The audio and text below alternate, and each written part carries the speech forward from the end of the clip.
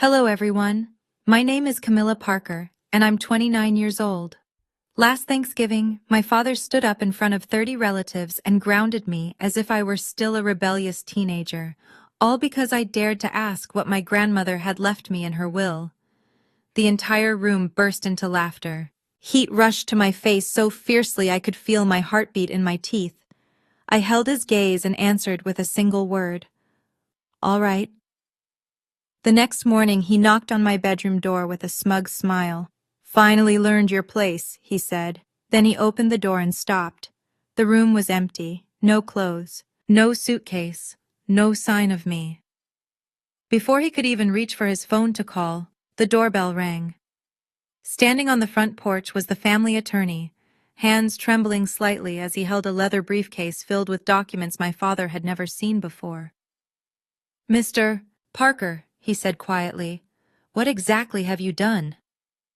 But before I explain what was inside that briefcase, take a second to like and subscribe if this story resonates with you, and leave a comment telling me where you're listening from and what time it is there right now. Now let me take you back to the moment everything truly began.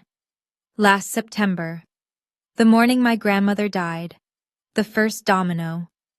My grandmother, Beatrice Parker, passed away on a Tuesday morning at Swedish Medical Center in Seattle. She was 87 years old.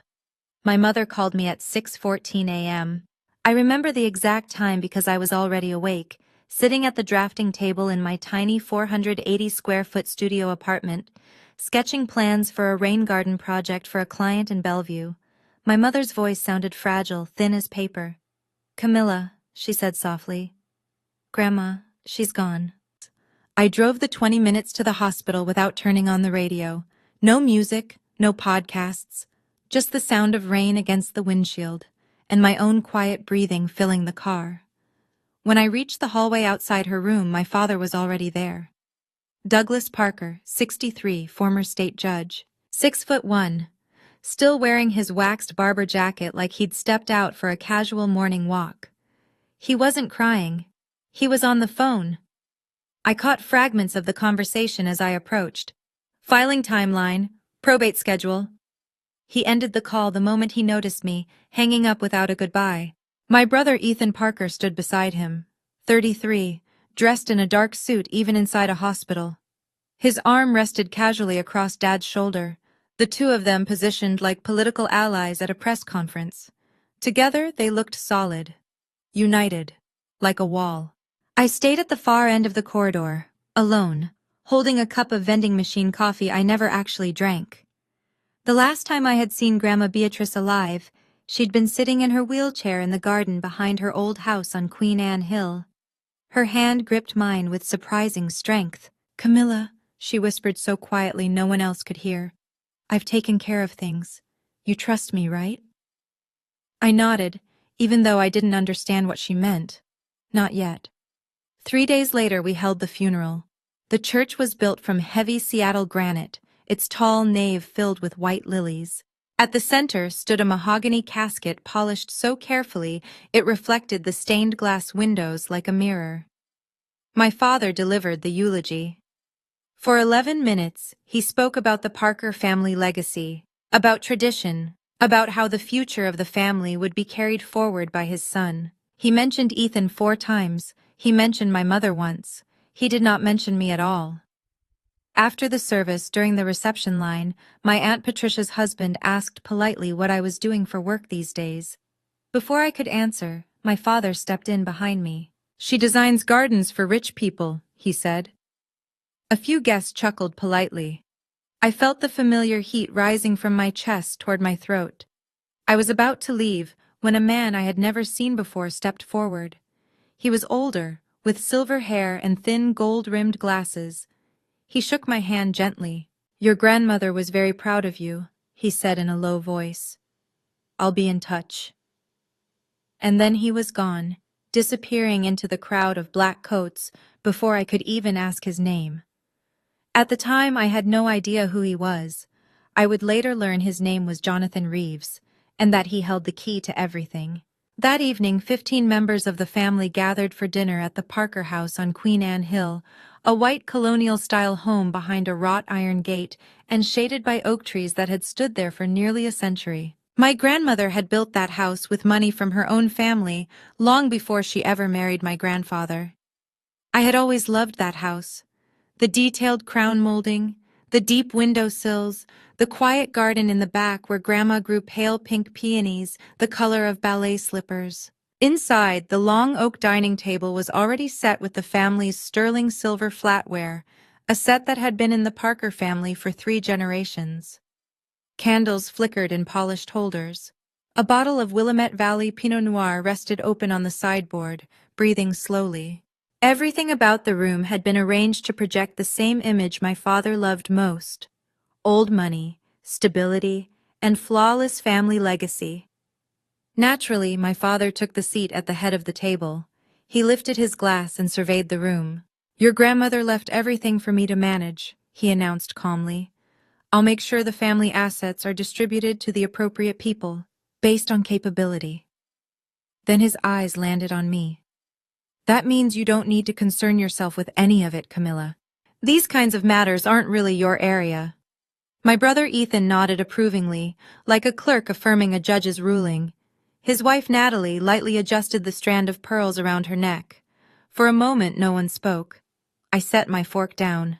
"Dad, Grandma told me—" "Your grandmother was confused at the end," he interrupted sharply.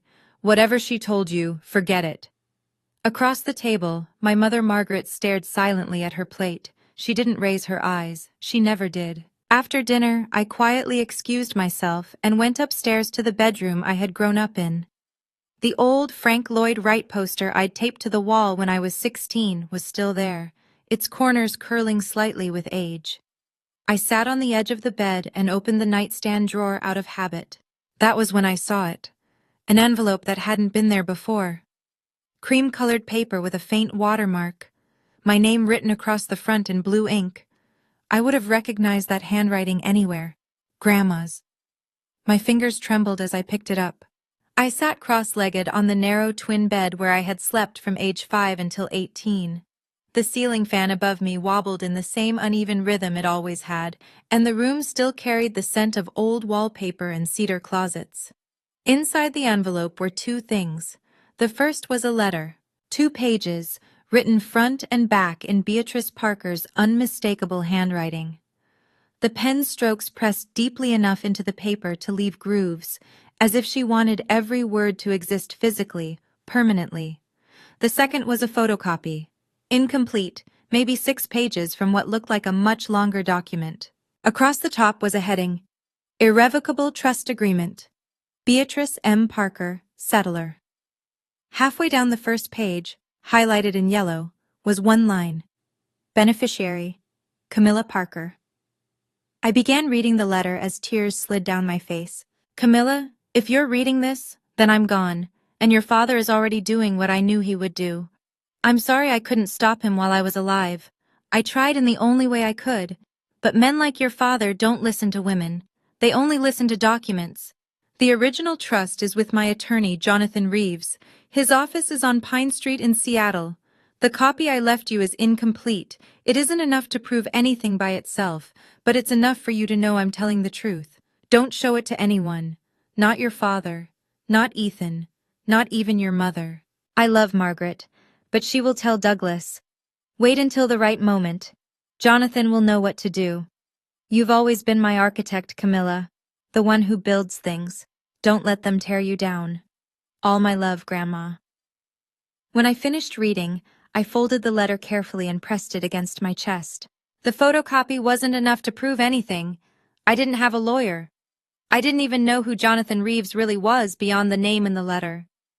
And my grandmother had been buried less than 48 hours earlier. Yet for the first time in years, I didn't feel small.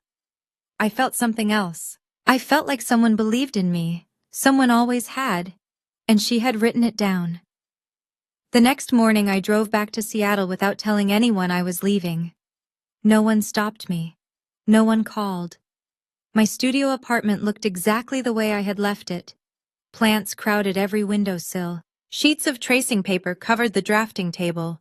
A mug of tea from 2 days earlier still sat cold beside the sink. I loved that tiny apartment. It was small enough that I could almost touch both walls if I stretched my arms wide. But it was mine.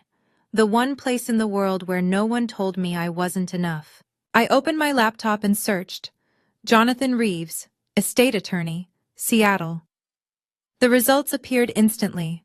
A small law office on Pine Street in downtown Seattle, specializing in estate planning and trust law. The website displayed a headshot of a silver-haired man wearing thin wire-rimmed glasses. The same man who had spoken to me at the funeral. I hovered over the phone number. But I didn't call.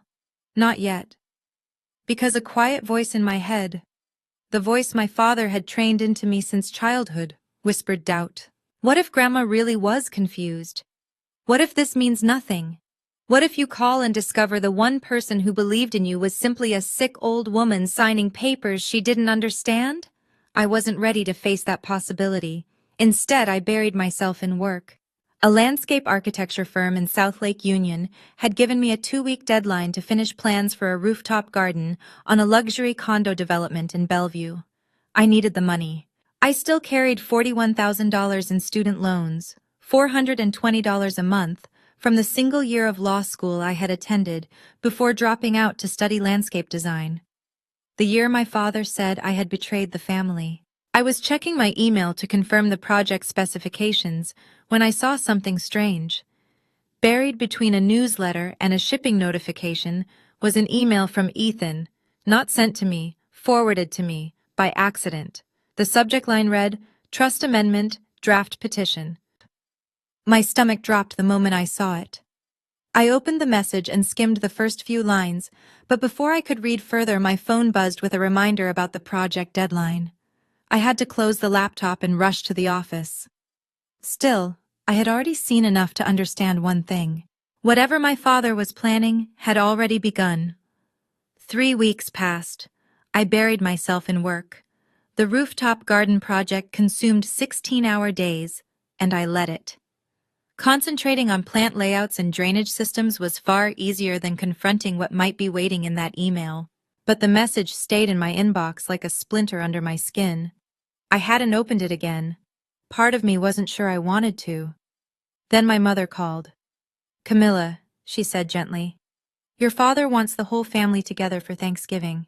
Her voice had that familiar fragile tone she used whenever she was delivering Douglas Parker's decisions while pretending they were invitations. "He says he wants to mend things." I almost laughed. My father had never fixed anything in his life. He broke things and then blamed you for being fragile enough to break. "I'll think about it, Mom." "Please, honey, he's trying." "I'll let you know." I hung up. Then I sat down at my small kitchen table, an old second-hand IKEA piece I had sanded and refinished myself, and finally opened the email that Ethan had accidentally forwarded. It wasn't just one message. It was a thread. 7 emails exchanged between my brother and my father over the span of 2 weeks. The subject line, "Trust Amendment Draft Petition," meant exactly what it sounded like. Ethan had drafted a formal legal petition asking the court to change the beneficiary of my grandmother's trust. The justification? Financial incompetence. Mine. The document argued that I had a pattern of unstable career choices, no meaningful assets, and significant educational debt that made me unfit to handle fiduciary responsibility. My own brother had written that about me in a court document. But the line that made my vision blur wasn't the legal language. It was a casual message Ethan had typed to my father at the bottom of the thread. "She won't fight it. She never fights anything.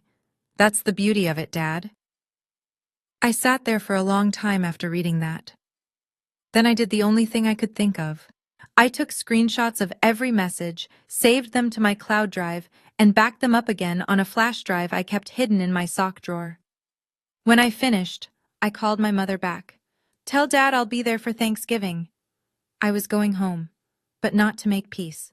The next morning, I called Jonathan Reeves' law office. An older receptionist answered with a warm, steady voice. I gave my name.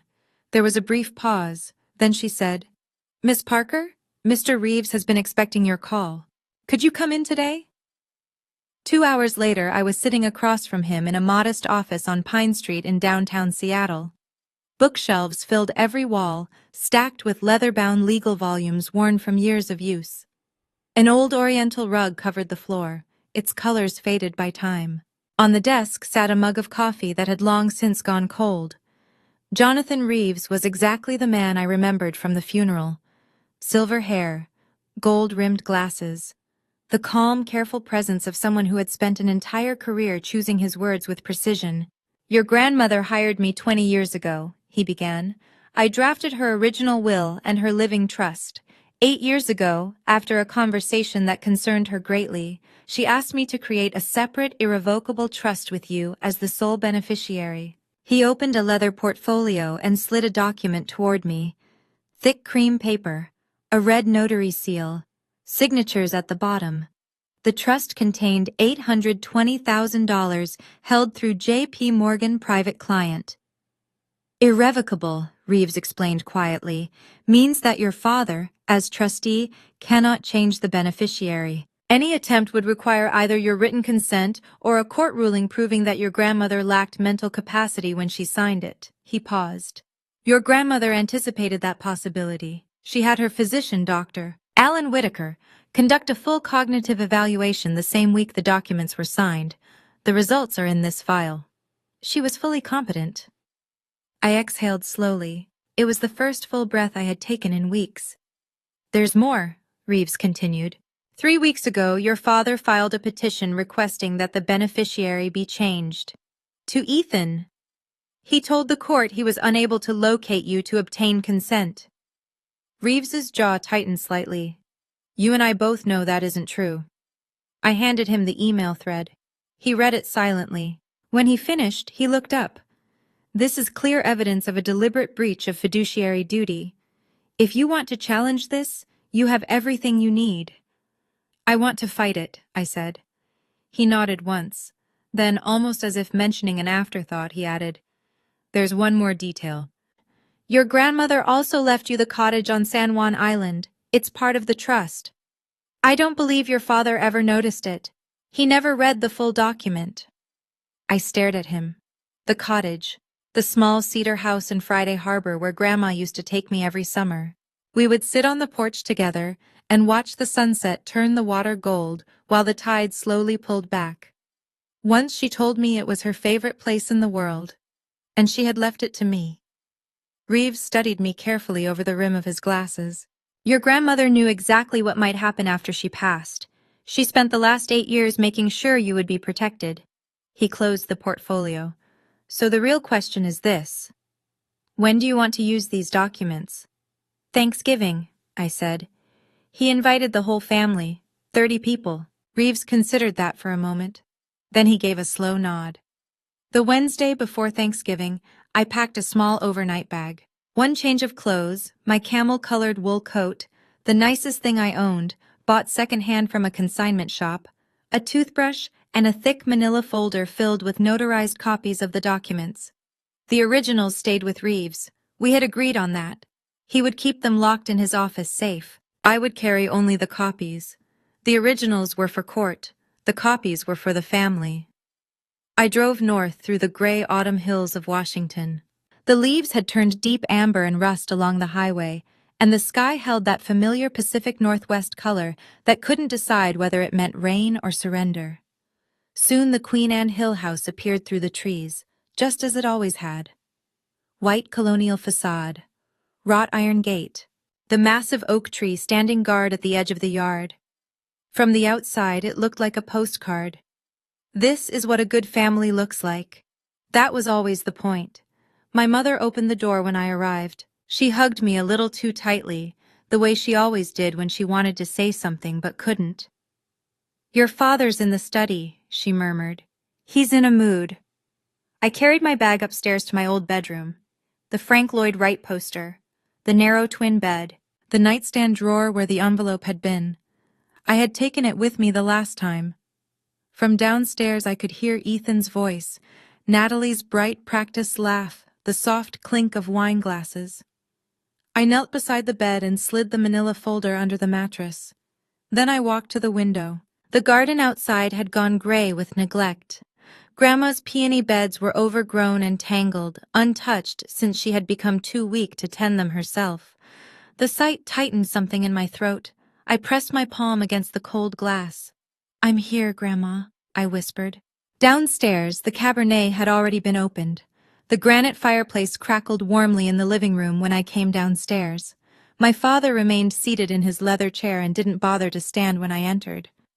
He glanced up at me and said flatly, "Oh, you came."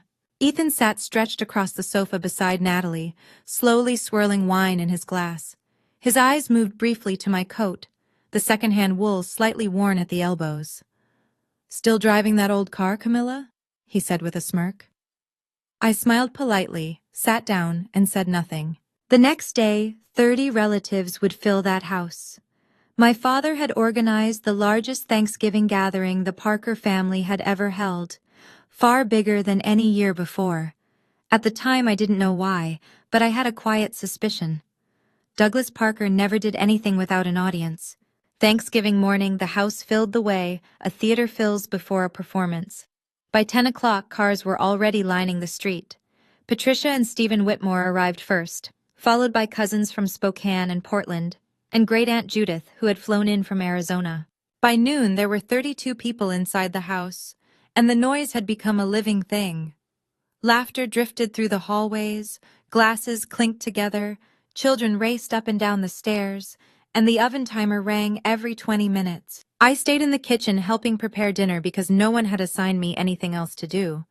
My mother and Natalie sat at the breakfast nook sipping tea while I chopped celery for the stuffing. That division of labor felt familiar. Nothing about this family arrangement had changed since I was 12 years old. At 4 o'clock, we finally sat down to eat. The long oak table in the dining room seated 18 people. Everyone else crowded around a folding table set up in the adjoining living room. That was where I ended up. At the folding table, between my 9-year-old second cousin and an empty chair. At the main table, my father stood beneath the crystal chandelier, the white linen tablecloth spread neatly in front of him like a surrender flag. The family's silverware gleamed in the candlelight. He lifted a glass of Pinot Noir. "This Thanksgiving is a special one," he began, using the same courtroom voice that once commanded silence in a courtroom. "We lost Mom this year, but the Parker family continues. And I couldn't be prouder of my son Ethan, who just won the biggest case of his career." He turned toward Ethan. "To you, son." Applause followed. Ethan accepted it with practiced humility, a modest nod, one hand resting lightly on Natalie's shoulder. From my table, Aunt Patricia called out, "What about Camilla? Any good news these days, sweetheart?" I opened my mouth to answer, but my father spoke first. "Camilla is still finding her way," he said without looking at me. "She's creative, I'll give her that." A few polite chuckles moved around the room. "But every family needs someone who reminds the rest of us what happens when you take the wrong turn. Right, Camilla?" Laughter rippled across both tables like a slow wave. I sat quietly, the way I had my entire life. Back straight, face neutral, hands folded in my lap. The little boy beside me looked up and whispered softly, "Are you okay?" I nodded and passed him a bread roll.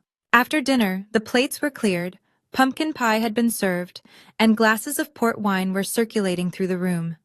Then my father stood again. The room gradually fell silent. He had the posture of a man about to deliver a verdict. "One more thing," he said. "Tomorrow morning I'll be making an important announcement regarding my mother's estate. I expect everyone to be present." He smiled, the smile of a man who already knew the outcome. "It's what Mom would have wanted." I looked at Ethan. He studied his wine glass with a quiet, satisfied smile. I looked at my mother. She stared down at the tablecloth. Then I looked at my father. He was watching me. For a brief second, his smile sharpened into something colder, something that wasn't really a smile at all. Tomorrow morning, he was planning to read his version of the will, in front of everyone. I stood and quietly excused myself to do the dishes.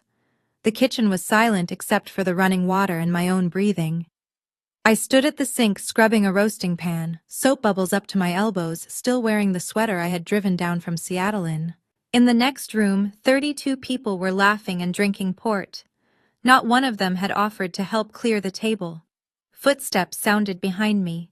Ethan leaned against the doorway, arms folded, a wine glass dangling loosely between two fingers. "You know," he said casually, "you should really thank Dad for letting you sit at the table at all, even if it was the kids' table." He laughed quietly at his own joke. I didn't turn around. I kept scrubbing the pan. But something inside me shifted. A wire that had been pulled tight for 29 years finally vibrated. "Ethan," I said calmly, my voice steady, "do you know what Grandma left me?" The air behind me changed. I heard the faint clink of his wineglass touching the counter. When I glanced over my shoulder, his face had gone completely still. He said nothing. He simply turned and walked out of the kitchen. 10 minutes later, my father's voice thundered through the house. "Camilla, get in here, now!" I dried my hands on a dish towel and walked into the living room. 32 faces turned toward me. The chandelier overhead scattered small rainbows across the ceiling. My father stood in the center of the room, wineglass in one hand, the other pointing directly at me like I was standing trial. "What did you say to your brother?" His voice carried the same judicial authority it always had. "You threatened him with the will? You think you can manipulate this family?" I started to respond. He didn't let me. "You are grounded," he declared, "until you apologize to your brother. Go to your room." The room erupted. Not in protest, in laughter. 32 adults laughing because Douglas Parker had just grounded his 29-year-old daughter like she was a misbehaving child. Aunt Patricia tried to cover her mouth, but her shoulders were shaking. Stephen snorted into his glass. Even Natalie let out a soft gasp that turned into a delicate giggle. My face burned. The heat spread quickly, climbing from my chest to my neck, and finally to my temples. For a moment I searched the room for my mother. She was sitting in the corner chair, staring down at her hands. Silent. No one spoke up. No one said stop. No one told my father he had gone too far. The only sound in the room was laughter. I looked back at him. The light caught the face of his Cartier tank watch as he pointed toward the staircase. "Go," he said again. "Now." I held his eyes for 3 full seconds. Then, in a voice so calm it surprised even me, I answered, "All right." I turned, walked upstairs, and closed the bedroom door behind me. Then I picked up my phone and dialed Jonathan Reeves. It rang twice before he answered. "Mr. Reeves," I said, "I need you to bring the original documents tomorrow morning, 8 o'clock. There was a brief pause. Then his steady voice replied, "I'll be there." I hung up, set my alarm for 4 a.m., and sat on the edge of the twin bed in the dark. From downstairs I could still hear the laughter drifting up through the floorboards. Laugh while you can, I thought, because this is the last time. And I know that right now some of you listening are angry on my behalf. Honestly, I don't blame you. Let me ask you something. Have you ever been humiliated by your own family in front of a room full of people? Have you ever been put in your place by someone who is supposed to protect you? If you want to know what happened the next morning when my father opened my bedroom door and found it empty, stay with me. And if this story is hitting close to home, tap that like button so I know you're still here. I left the house at 4:15 a.m. No drama, no slammed doors. I packed my bag quietly in the dark, slid the manila folder into my tote, and walked downstairs in my socks so the floorboards wouldn't creak. The only thing I left behind was the framed photo of Grandma Beatrice on the nightstand, face down. I drove 3 miles to a 24-hour diner, ordered a cup of coffee I never drank, and waited for morning. At 7:42 a.m., my phone lit up. I remember the exact time because I had been staring at the clock. A text from Ethan. "Where are you? Dad's looking for you." I didn't answer.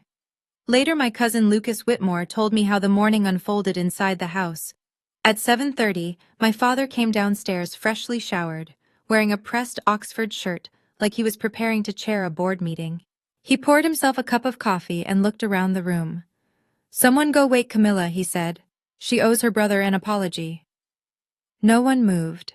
Not because anyone was defending me, simply because no one wanted to get involved. So my father climbed the stairs himself. He knocked twice.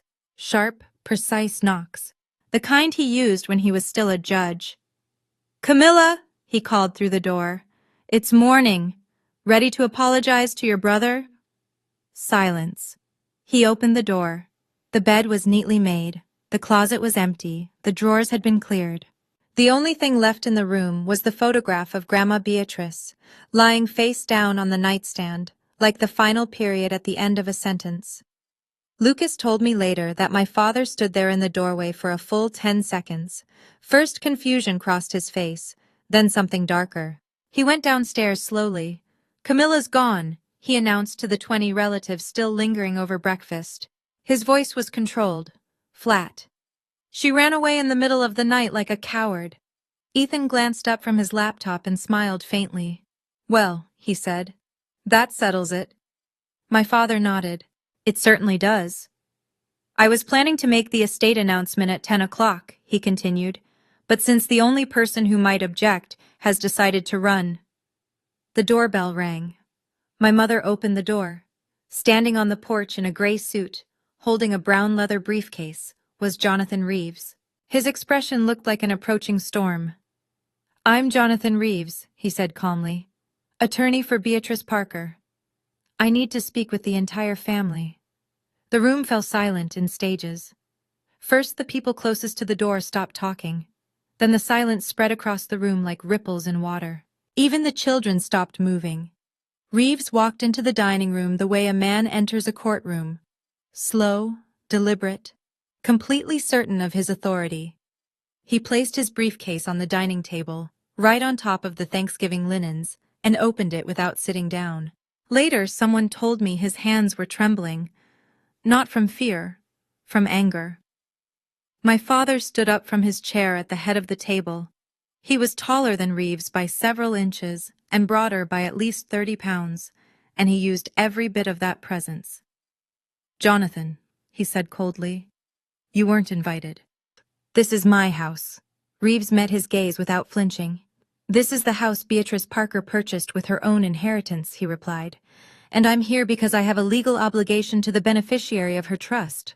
My father cut him off sharply. "Camilla has no rights to—" "Camilla Parker is the sole named beneficiary of an irrevocable trust executed 8 years ago," Reeves said calmly. "You know that. You've known it since the day your mother signed the document." The room became so quiet that someone later said they could hear the furnace clicking on in the next room. 30 pairs of eyes moved back and forth between the two men, like spectators watching a trial. My father's jaw tightened. "My mother was in cognitive decline," he said. "Whatever she signed was executed in the presence of 2 independent witnesses," Reeves interrupted evenly, "and accompanied by a physician's evaluation confirming full mental competency." He opened his briefcase and removed a thick folder. "I have the documentation here." He held it up slightly. "Would you like me to read it aloud to everyone, Mr. Parker?" The question hung in the air. Aunt Patricia leaned forward. Stephen Whitmore slowly set his coffee cup down. Even the children had stopped whispering. My father looked at the folder the way a man looks at a loaded weapon pointed directly at him. Then he straightened his shoulders and said quietly, "Get out of my house." Reeves didn't move. "What have you done, Mr. Parker?" I've replayed that moment in my mind 100 times, because that was when the mask finally cracked. Not gradually, not gracefully. It split open all at once. My father stepped forward. "I said get out," he snapped. "You're trespassing. I'll call the police." "You're welcome to," Reeves replied calmly. "And when they arrive, I'll show them the petition you filed with the court 3 weeks ago. The one where you claimed you couldn't locate the beneficiary of your mother's trust." He paused. "The beneficiary whose phone number you have. Whose address you have. The beneficiary who was sleeping in this house last night." My father's face changed color in seconds. Red, then white. Then a strange gray tone I had never seen on a living person. Around the room the reaction spread. My mother covered her mouth. Stephen Whitmore frowned. Several cousins exchanged uneasy glances. That was when Ethan stood up. The golden child, the successful lawyer, the one who always knew exactly how to control a room. He stepped forward slowly, raising both hands in a calming gesture. "Mr. Reeves," he said smoothly, "I appreciate your concern, but any documents you're referencing can be contested through the appropriate legal channels. You drafted the petition, didn't you, Mr. Parker?" Reeves turned to face him. His voice was quiet, precise, sharp as a scalpel. "You prepared a legal filing to change the beneficiary of an irrevocable trust on behalf of your father. The same father who serves as trustee. I have the emails." Ethan's composure didn't shatter. It simply vanished. One moment Ethan looked like the confident attorney everyone expected him to be. The next, his composure slipped. His mouth hung slightly open and his eyes darted instinctively toward his father. "Dad," he muttered quietly, "we should talk privately." Douglas didn't even glance at him. "No," he said, "I have nothing to hide." That was when Patricia Whitmore stood up from her chair. When she spoke, her voice carried the weight of someone who had watched a family lie to itself for far too long. "Douglas," she said firmly, "let the man speak." A low murmur moved through the room. It wasn't loud or rebellious, but it was there. The sound reminded me of the first cracks forming across the surface of a frozen lake just before the ice gives way. My father looked around the room and realized something. The audience he had gathered for his performance was no longer entirely on his side. "This is ridiculous," he said, but the authority had drained from his voice. The courtroom power was gone, replaced by something thin and brittle. When Douglas Parker feels control slipping, he does what he has always done. He escalates. "Everyone listen to me," he said, raising both hands as if restoring order in a courtroom. "This man," he pointed sharply at Jonathan Reeves, "was hired years ago when my mother was already declining. He's been filling Camilla's head with fantasies. This is a family matter," he continued, "and I will not allow an outsider to interfere." Reeves's reply cut through the room like a blade. "I served your mother for 20 years, he said evenly. "I am not an outsider. And I'm here because you violated the terms of a legal instrument you swore to uphold as trustee." "Out!" my father snapped. The word cracked in his throat. He pointed toward the front door. "Get out of this house right now, or I swear I'll have you arrested for trespassing." Reeves studied him quietly for several seconds. Then he closed his briefcase with a deliberate click, tucked it under his arm, and gave a small nod. It wasn't surrender. It looked more like a chess player acknowledging the next few moves of the game. "I'll leave," he said calmly, "but I'll return at 2 o'clock this afternoon for the formal reading of Beatrice Parker's estate. The one you scheduled yourself, Mr. Parker." He paused at the doorway. "And I won't be coming alone." The front door closed softly behind him. My father turned back toward the room. 30 faces looked at him, some confused, some uncomfortable. A few openly skeptical, Patricia, Lucas, and several of the cousins. He smoothed the front of his shirt, adjusted his watch, and slowly rebuilt his composure the way someone straightens a crooked painting after an earthquake.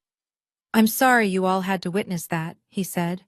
"Camilla hired some bargain basement lawyer to cause trouble. That's what she does. She runs away from responsibility and then creates chaos from a distance." He shook his head with practiced disappointment. "This afternoon I'll read my mother's will properly. Once that's done, everything will be clear. I promise." Ethan, who had been standing frozen near the sofa, sat back down and opened his laptop. His fingers moved quickly across the keyboard, deleting something. Later I would realize what it was. Emails. Gradually the room relaxed. People returned to their coffee cups, their conversations, their children. The crisis had been postponed. Douglas Parker still appeared to be in control, or at least that was what he believed.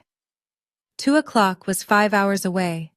On the mantel above the fireplace sat a Waterford crystal anniversary clock that had belonged to my grandmother. It counted every second. Meanwhile, I was parked outside a Stumptown coffee shop on Division Street, watching rain crawl down the windshield of my car. A 2014 Honda Civic, 147,000 miles. There was a small dent in the rear bumper from a parking garage incident back in college. It wasn't the kind of car that made anyone look twice. And that morning, being invisible was exactly what I needed. My laptop rested open on the passenger seat. At 8:17 a.m., I had sent a formal email to the J.P. Morgan Private Client Trust Division requesting written confirmation of my status as the beneficiary of Beatrice Parker's irrevocable trust. At 9:41, the response arrived. The message came from a trust officer named Rachel Simmons. Dear Ms. Parker, this email confirms that you are the sole named beneficiary of the Beatrice M. Parker Irrevocable Trust account. The trust corpus of $820,000 remains intact and has not been distributed. We also confirm that a petition to amend the beneficiary designation was filed on October 14th by the current trustee, Douglas Parker. This petition has not been approved by the court. No disbursements can occur without your written authorization. I read the email 3 times. Then I saved it, backed it up, and printed a copy at the FedEx office 2 blocks away. At 11:15, Jonathan Reeves called.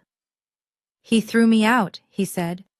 His tone carried the faintest trace of dry amusement. Threatened to call the police. I know, I replied. Lucas texted me. 2:00, Camilla. I'll park on the next block. You go in first, I follow. Okay. There was a short pause. Are you sure about this? He asked. Once this happens, there's no undoing it. I watched the rain sliding across the windshield. A woman walked past the car holding the hand of a little girl. The 2 of them splashed through a puddle and laughed at something only they understood. The ordinary, effortless happiness of people who felt safe. I've been going back my whole life, Mr. Reeves, I said quietly. Every holiday, every phone call, every moment I swallowed something that should have made me speak. I'm done going back. Then I'll see you at 2, he said. I ended the call and opened the mirror in the sun visor. The face staring back at me looked pale and tired, but it was also certain.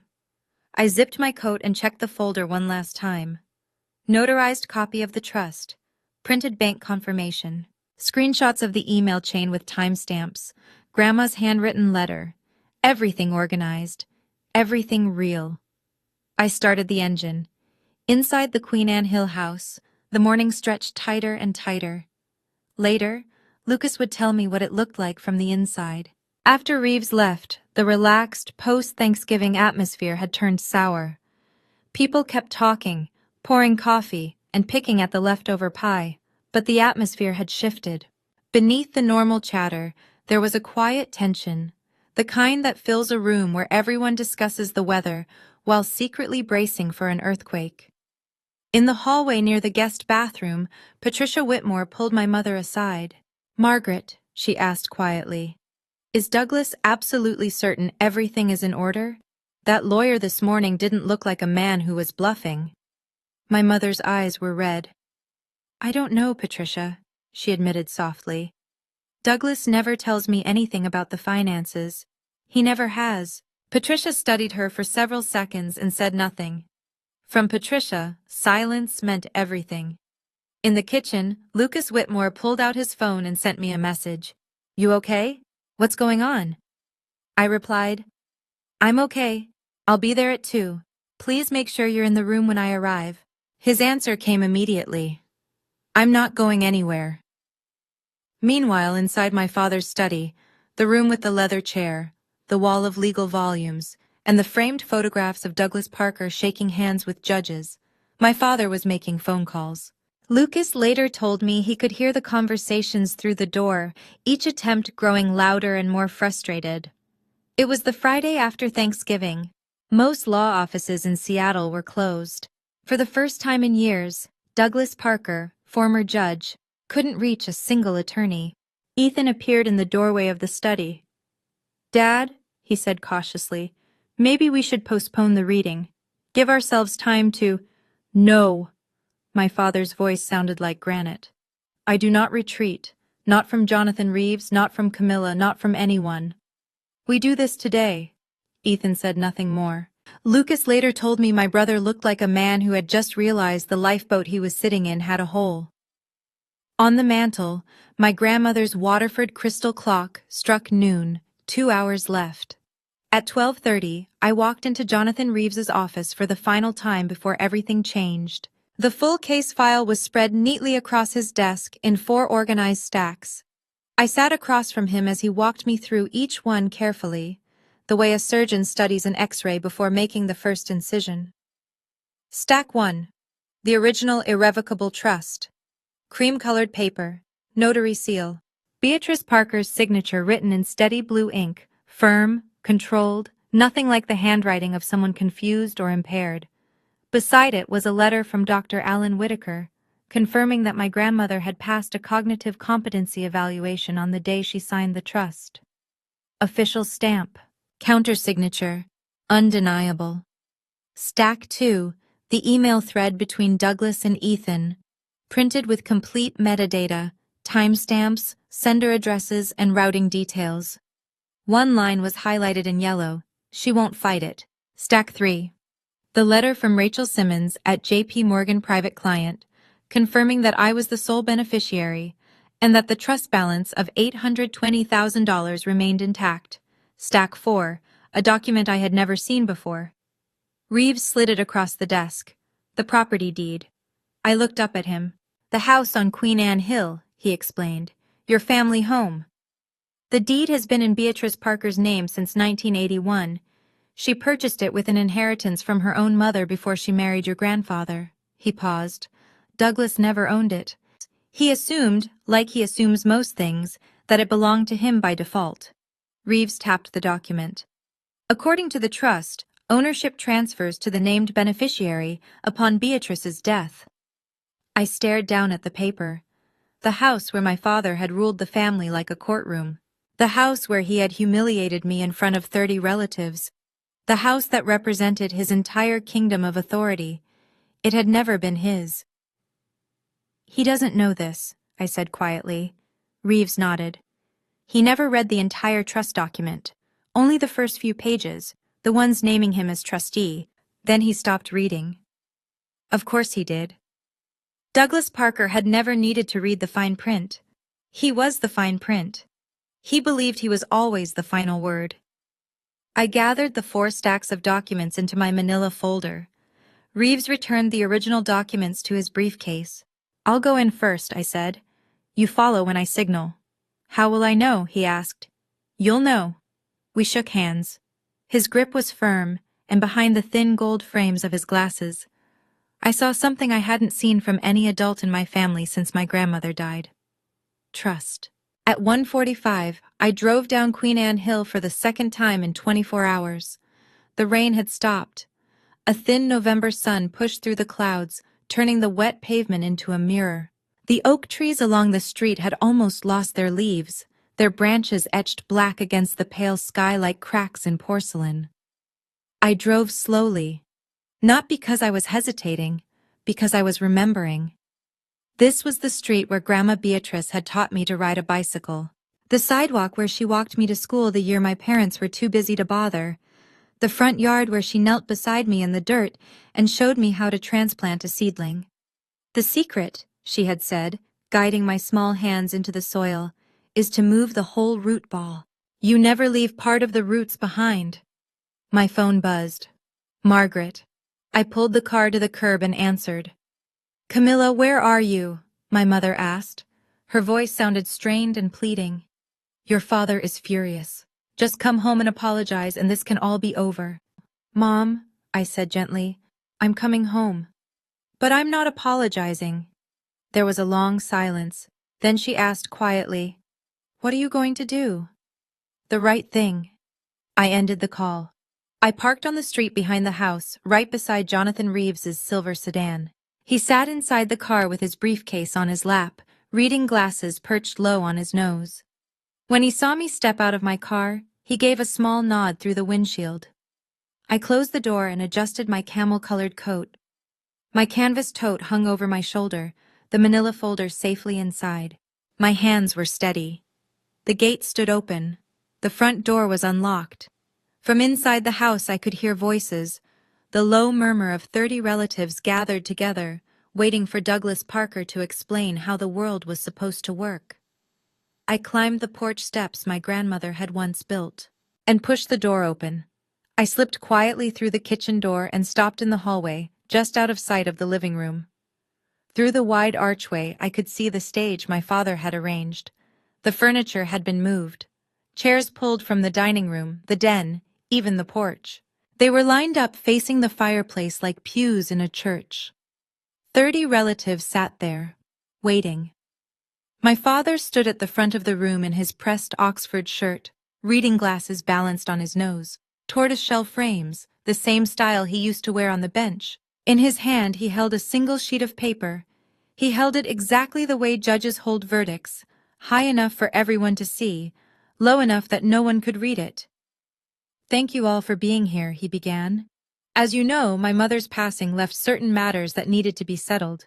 I have carefully reviewed her wishes, with input from Ethan, and I want to share the distribution plan she intended." He paused. The room was silent.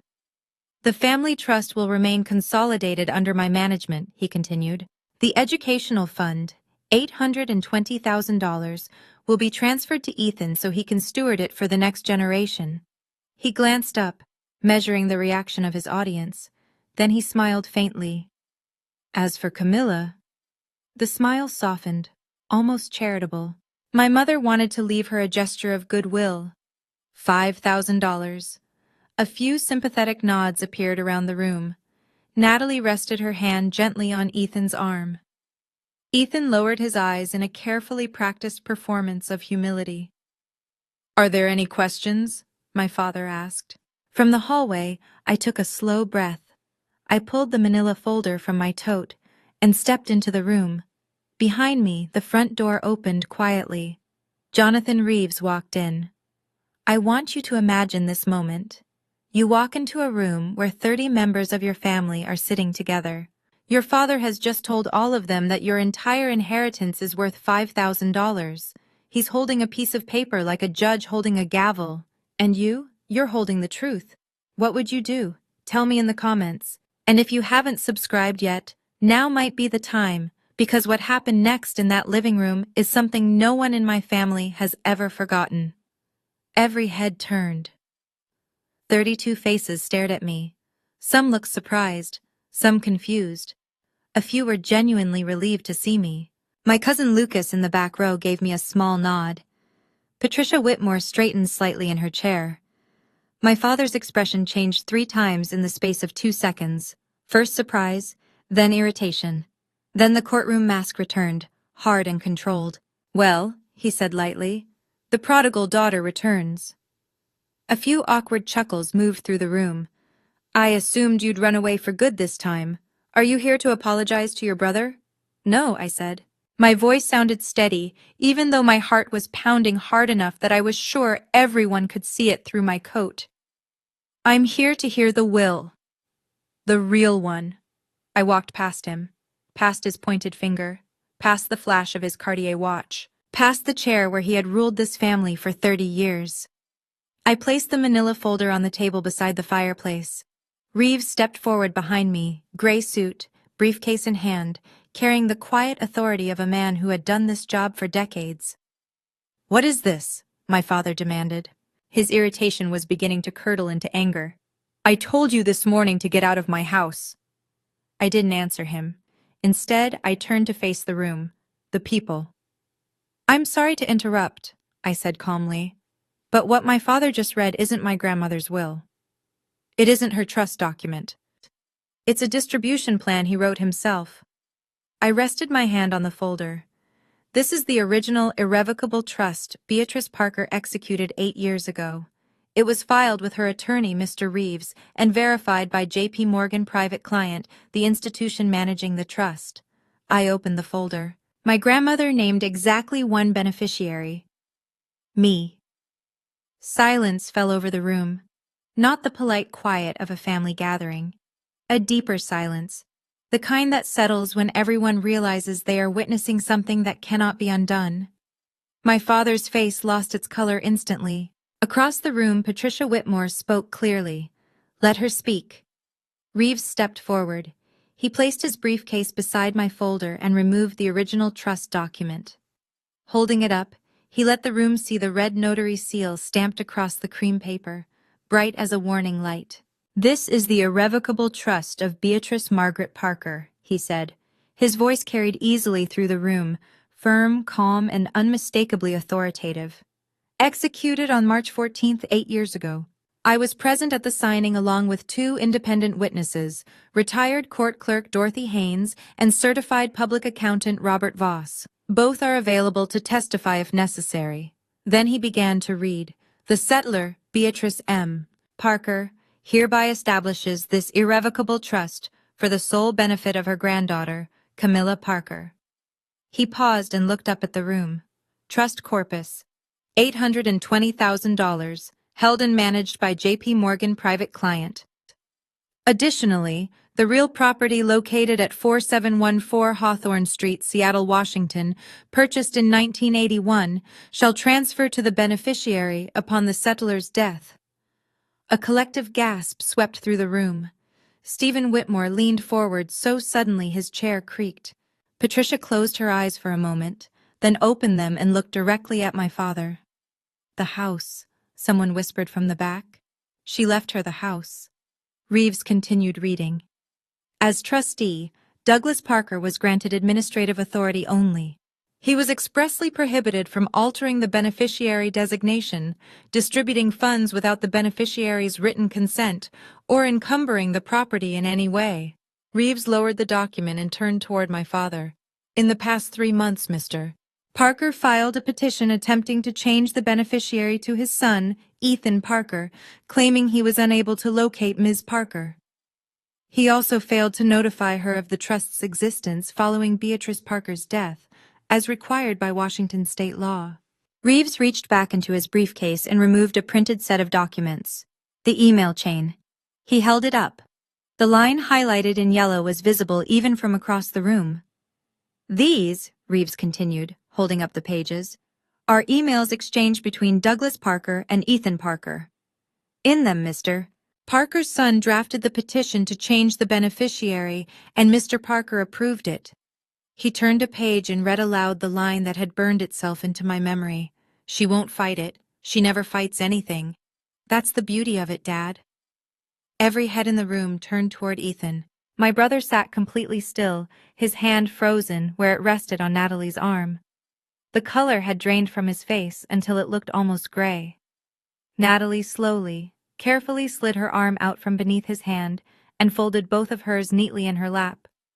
Across the room, Patricia Whitmore shook her head. Stephen muttered something under his breath. From the back row, Lucas Whitmore stood and walked forward until he was standing beside me. He didn't say anything. He simply stood there, present. My father opened his mouth, closed it, then opened it again. "She was confused," he said, but the excuse sounded thin and worn, like fabric that had been stretched too many times. "My mother didn't know what she was signing." Reeves answered immediately. "Your mother's physician, Dr. Alan Whitaker, performed a cognitive evaluation during the same week the trust was signed." He placed the medical report on the table. "The results are included in this file." He glanced at the page. Beatrice Parker scored in the 93rd percentile for cognitive clarity within her age group. "In other words," Reeves added calmly, "she was sharper than most of the people in this room." Silence followed.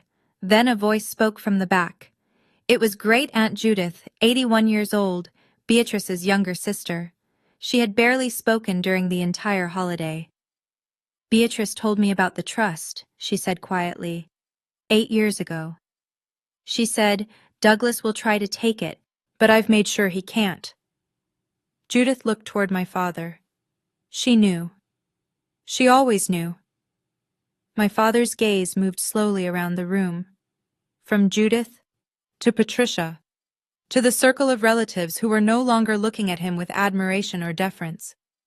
They were looking at him differently now. The way people look when they discover something they trusted has been rotten underneath all along. My father had gathered his audience, and that audience had just become his jury. Then he turned on Ethan.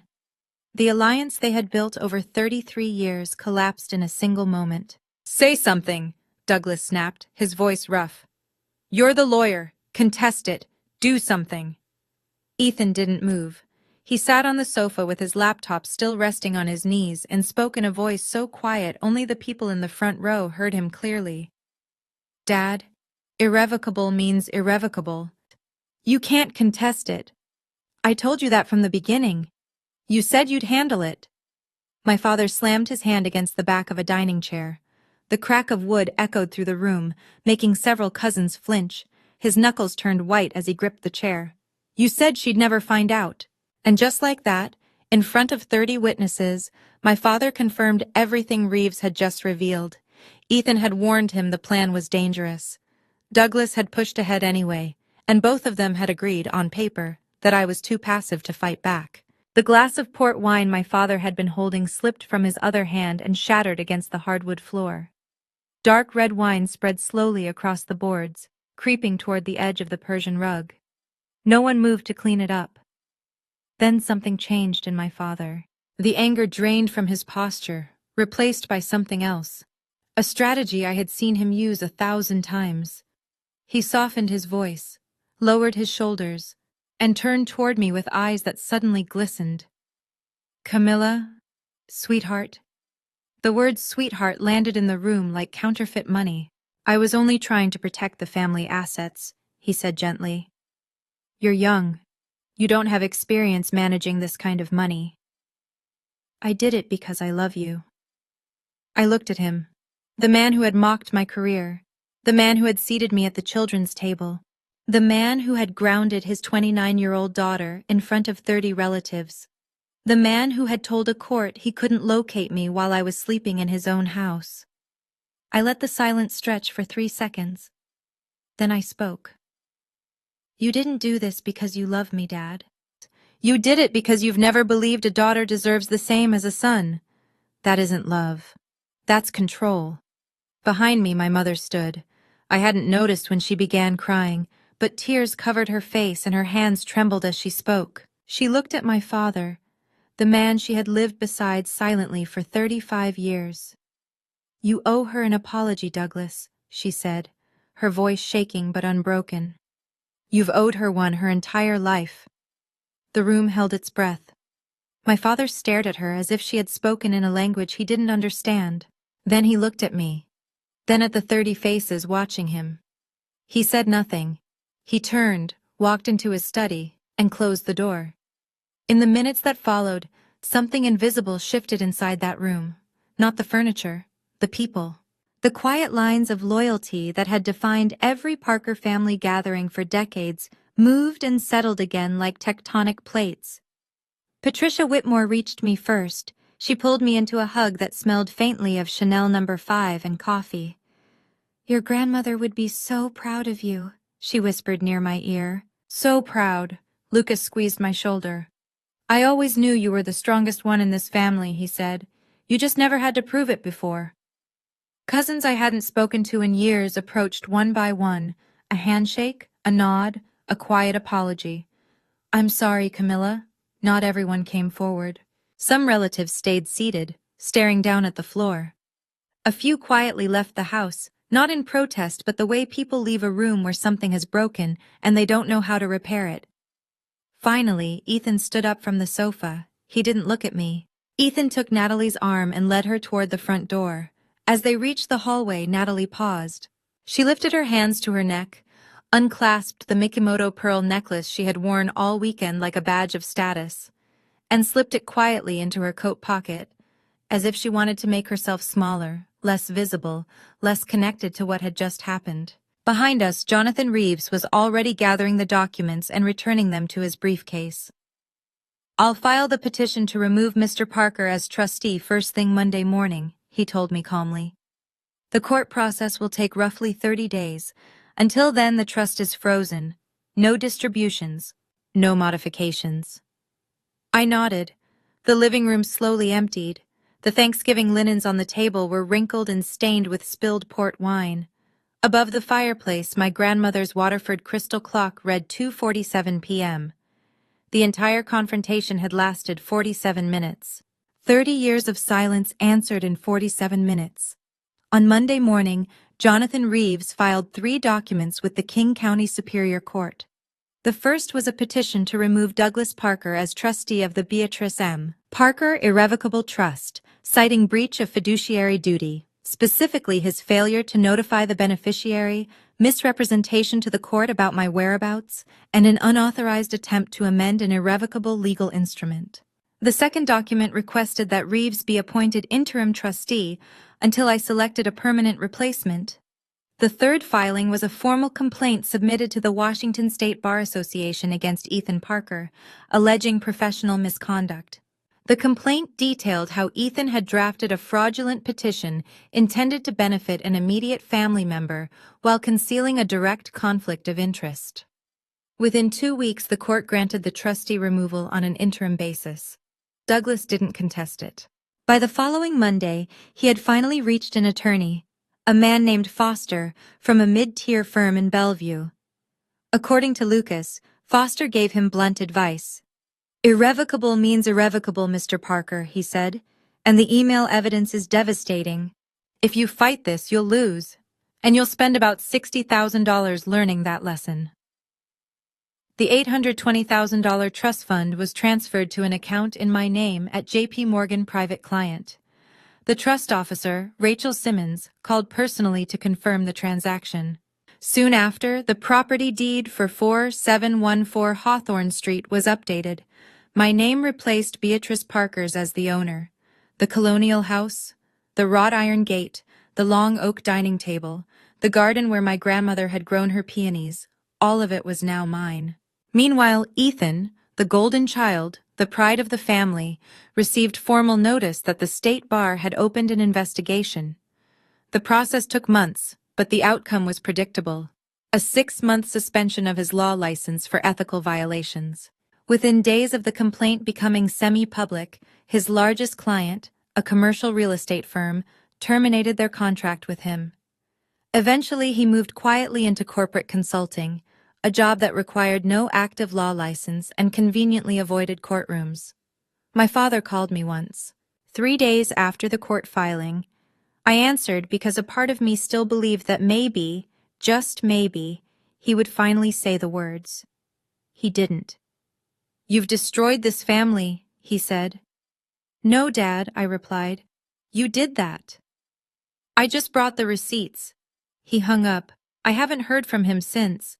2 weeks after the court order, I drove back to Queen Anne Hill with a single brass key on a plain ring. Reeves had handed it to me across his desk that morning. "It's yours," he had said simply. For some reason, those 2 words affected me more than everything else that had happened. I parked along the street. The oak trees were completely bare now, their branches stretching across the pale December sky like black lace. The wrought iron gate creaked open the way it always had. I had heard that sound 10,000 times. The porch steps, cedar boards my grandmother had installed in 2009, still held her old welcome mat, faded green with a pattern of ferns. I slid the key into the lock. The door opened. The first thing that greeted me was the smell. Wood polish, old books, a faint trace of the lavender sachets my grandmother kept in every closet. The house was silent in a way I had never experienced before. My father's presence had always dominated the place. His voice filled every room. His opinions occupied every conversation. Without him, the house felt different. It felt like it was finally breathing. I walked slowly from room to room. The living room where 30 relatives had watched my life change. The dining room where the oak table still carried faint rings from wine glasses. The kitchen where I had scrubbed a roasting pan alone while my family laughed in the next room. Upstairs, I stepped into my old bedroom. The poster, the twin bed, the nightstand with the empty drawer where my grandmother's letter had waited for me. Then I walked into Grandma Beatrice's room. Her reading chair still sat by the window. A stack of novels rested on the side table beside a pair of glasses she would never wear again. Finally, I went outside to the garden. I stood at the back door and looked out at what had once been my grandmother's pride. The peony beds were brown and tangled now, bordered by overgrown boxwood hedges. The stone path she had laid herself was almost hidden beneath fallen leaves. The bird bath stood dry. I knelt down and pressed my palms against the cold earth. Then I closed my eyes. "I'll fix it, Grandma," I whispered. "I'll bring it back." And I knew with the certainty that only grief and love and good dirt under your fingernails can give you that I would. A week later, on a Saturday morning cold enough that I could see my breath, after a few hours of driving north and the ferry ride through the San Juan Islands, I finally reached Friday Harbor. I hadn't been there in 6 years. The last time had been the summer before my grandmother's health began to decline. The two of us had sat on the porch of the small cedar cottage, drinking chamomile tea and watching the sunset turn the water amber as the tide slowly pulled back across the shore. "This is my favorite place on earth, Camilla," she had told me. "When I'm gone, I want someone who loves it to keep it." At the time, I thought she was simply being sentimental. She was actually being precise. The cottage looked smaller than I remembered. Or maybe I had simply grown. Weathered cedar shingles covered the walls, and the porch wrapped around two sides of the house. The salty air was so thick you could taste it. The key Reeves had given me slid easily into the lock. The door opened into a room that still smelled like her. Lavender, old paperback books, the faint sweetness of cedar wood during winter.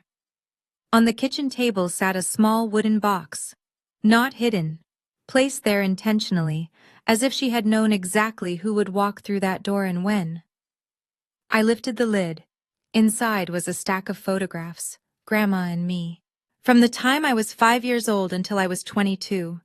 In every picture we were here at the cottage, planting beach grass in the dunes, building a crooked driftwood fort, standing in matching rain boots during a stormy July afternoon, both of us smiling like fools. Beneath the photographs lay a short letter, just a few lines. "Camilla, if you're reading this, it means you were brave enough. I knew you would be. This house is yours. It always was.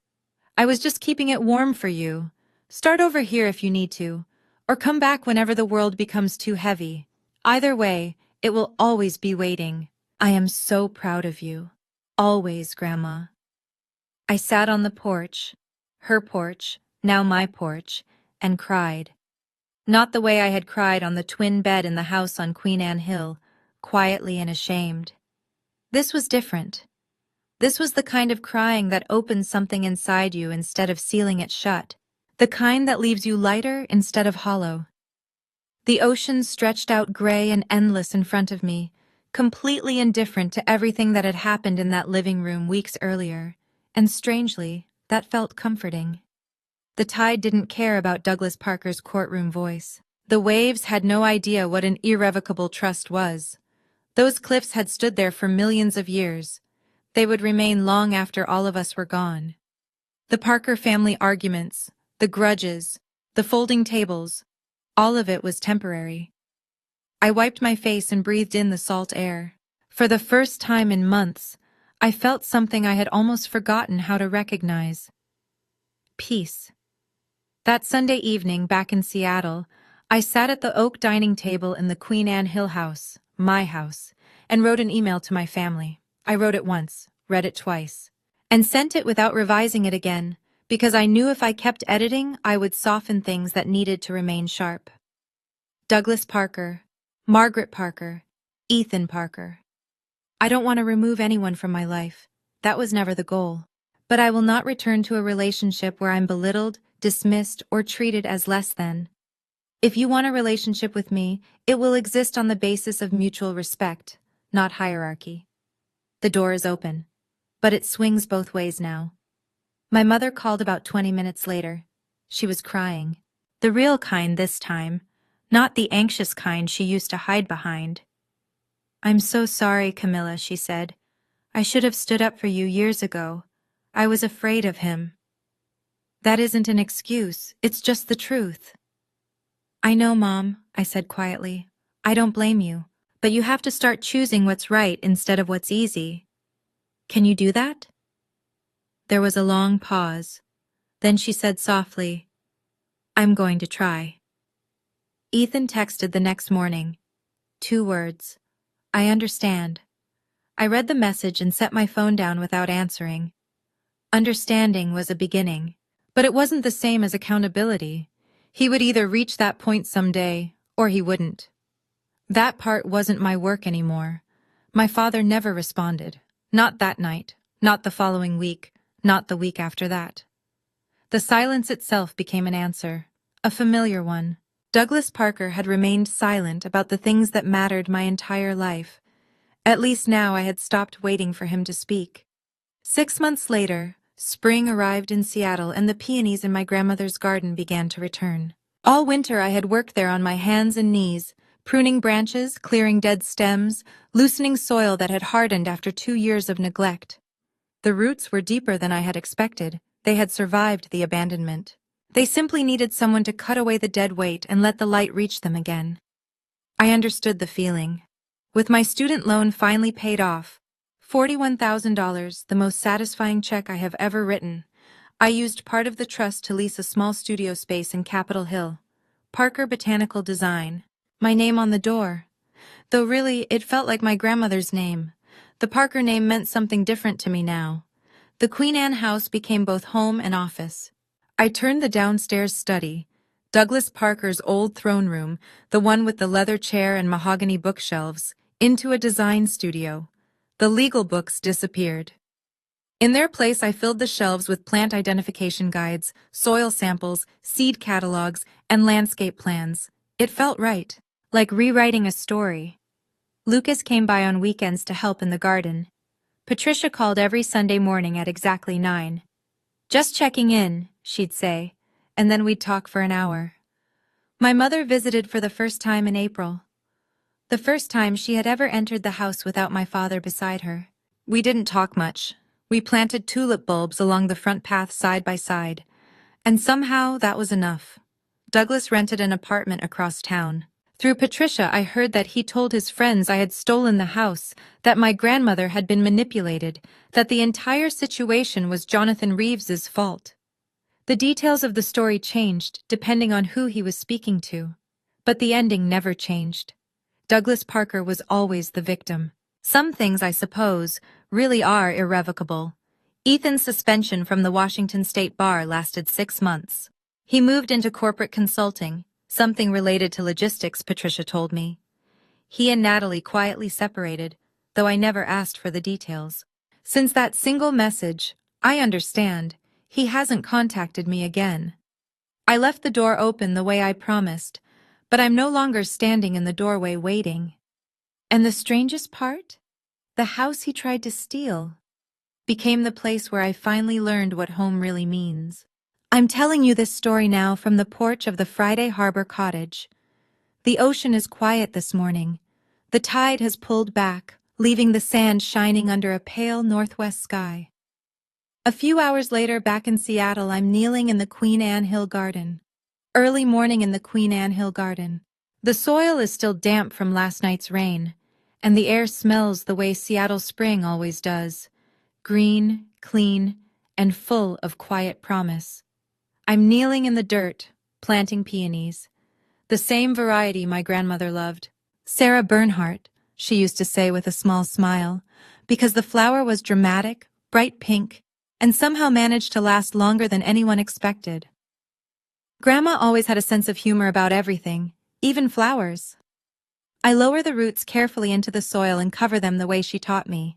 The whole root ball, nothing left behind. The sun climbs slowly over the roofline, spilling long golden bars of light across the garden. Somewhere inside the house, my coffee is getting cold. Somewhere across the city, my father is waking up in a rented apartment, telling himself a story where he's still the hero. Maybe one day he'll stop. Maybe he won't. I brush the dirt from my hands and notice something resting on the front porch. An envelope. It wasn't there last night. No stamp. No return address. Just my name written across the front in handwriting I recognize instantly. Not Grandma's this time, but almost as familiar. I open it. Inside is a single sentence. I'm sorry I never stood up before. I'm standing now. Mom.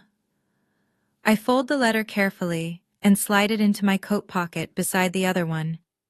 The cream-colored paper, blue ink, the letter from my grandmother that changed everything. 2 letters, 2 women, one who planned ahead, and one who finally found the courage to catch up. I walk back inside the house my grandmother built, the house my father lost, the house that was always meant for someone who would take care of it. I close the door behind me, and for the first time in 29 years it feels like coming home. Standing there in that quiet house, I finally understood something my grandmother had been trying to teach me all along. If there is one thing I hope you take away from my story, it's this. Silence does not mean acceptance. For most of my life, I believed that staying quiet would keep the peace.